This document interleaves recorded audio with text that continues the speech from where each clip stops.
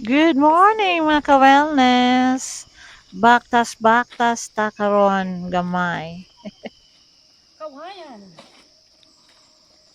Kawayanan. Mao ni siya ang kawayan diri daplin sa kalsada mga ka-wellness. Ug feeling fresh gyud kaayo sidya. Lakuan kayo ang mga langgam. Diring dapita mga ka-wellness, makadungog ka og mga laing-laing tingog sa mga langgam. So ansad ka ma-fresh pa ang imong mga brain cells. Ang imong mga panghuna-huna ba, mahanay. Pinaw ay mga ka-wellness.